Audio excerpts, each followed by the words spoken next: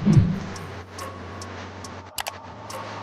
wake up every minute with the fever dreams. I push my mind to a limit where it needs to be. I work blind, got vision I don't need to see. I'm picking mind over matter, I believe in me. I need to find more hours in the day to breathe. Need to find more power in the way I be. And when my mind turns sour with the grit, it's like Rocky. You know I leave them all hating like a hobby. I'm out here making moves like a lobby. And if you ain't with me, it's you lost. See, I got my mind on the facts. I'm a python, grab what I like real fast. Took until I have everything I attack, everything that I lack, everything that I want, and I see matter of fact. Cause I'm my own worst enemy. Only if I let it be. A lot of speed. He warming up. We're now. sparring. That's what we need. We're sparring. Warm up. Some I know 8-year-olds. I got the 8-year-olds in there. If I find out anything, I'm gonna beat your ass and I'm gonna beat Jaden on Love ass. On my mama, I'm gonna beat both of y'all ass. On my mama. And he laughing. He know. He laughing.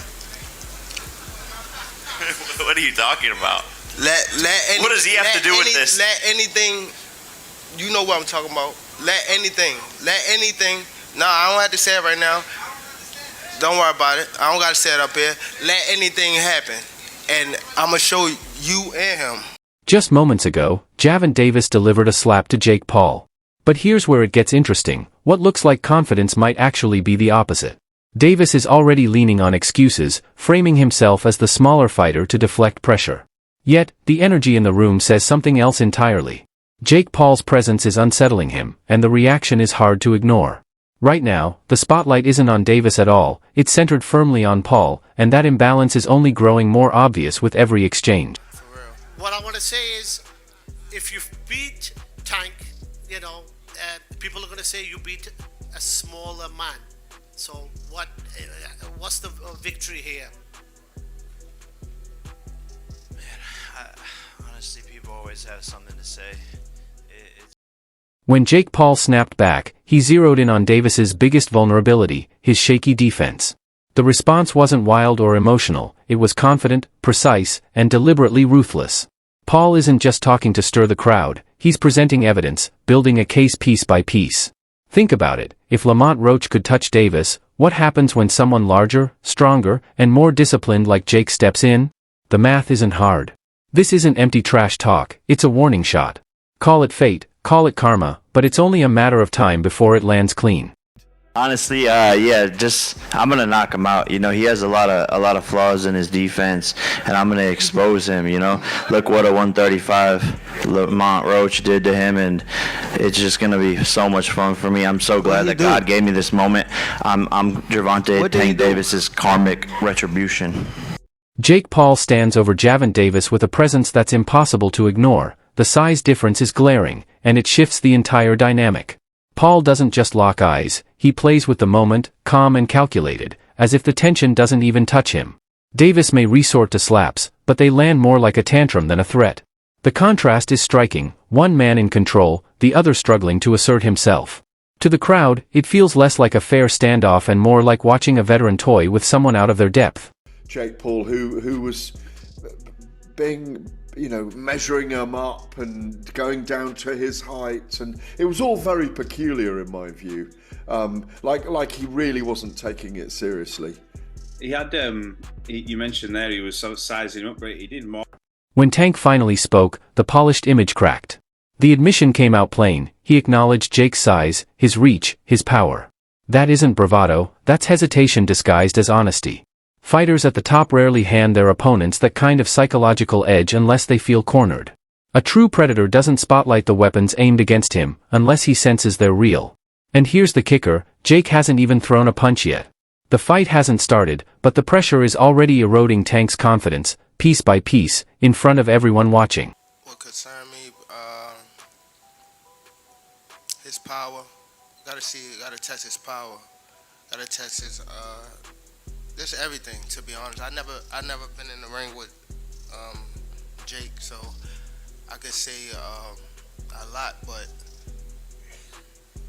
when it comes down to November the 14th, I gotta be in there with him. I gotta be able to, his arm reach, his size, his power, the way he moving and things like that. I just got. Gervonta A. Davis didn't dress it up, he labeled the matchup for what it is, a spectacle, a sideshow, a freak show. But here's the part most miss, that label doesn't damage Jake Paul, it strengthens him. He thrives in the chaos, in the headlines, in the arena where hype and pressure collide. Meanwhile, Tank's glow has already dimmed after a string of shaky performances, leaving his reputation wobbling. Jake's momentum, on the other hand, is only accelerating. At this point, the pound-for-pound rankings mean little if the public has lost faith. And right now, with the lights brightest, Tank looks more exposed than ever, struggling to convince the very fans who once believed in him.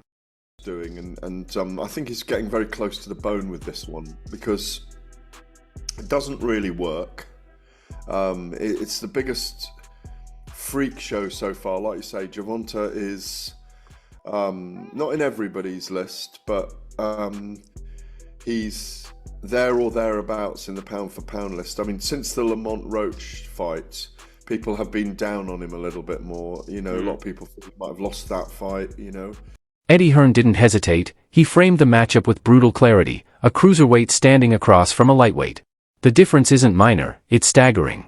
Jake Paul enters with a frame built on reach, leverage, and raw power, and beside him, Tank looks undersized, almost misplaced. The optics alone tilt the scale, painting a picture of a mismatch that borders on reckless. And that's the real danger here. One clean shot, one decisive moment, and it's not just a fight Tank risks losing, it's his reputation, his credibility, his entire standing in the sport. What looks like a payday spectacle could quickly spiral into career damage that can't be undone. You've gone from a 250-pound world heavyweight champion to 135-pound, 5'6". I mean, it's bizarre. You know, you've got a cruiserweight fighting a lightweight. Not even the Mayweather camp can dress this one up. Jeff Mayweather himself laid it out bluntly, the size difference is beyond reason. Jake Paul walks in well over 200 pounds, while Tank barely creeps into the mid-hundreds. That's not balance, that's a mismatch. Call it an exhibition if you like, but the reality is harsher. This isn't shaping up as a fair contest, it's closer to a feeding ground. Jake carries the weight, the power, and the physical presence, while Tank is left looking less like a predator and more like the target. And the more people acknowledge it, the harder it is for Tank to hide behind the illusion of control. It's kind of weird, because Jake Paul is extremely bigger than Tank. And I mean, but with it being a exhibition, it makes sense. It's fine. He got a big name that he's going to be fighting. But I mean, it really makes no sense because he's going to be weighing over 200 and some pounds. Tank's going to probably be weighing maybe at the most 147, 150. So I don't even understand why the fight is happening. Tank's effort to hold his ground backfired. Instead of projecting confidence, he pivoted to safe talking points, calling the matchup exciting before drifting into chatter about family and paydays. But where was the fire? Where was the conviction of a fighter ready for war? On the other side, Jake Paul isn't selling tickets with vague promises, he's spelling it out: knockouts, damage, dominance. The contrast couldn't be clearer. When a fighter starts talking numbers instead of combinations, the verdict is already leaning against him.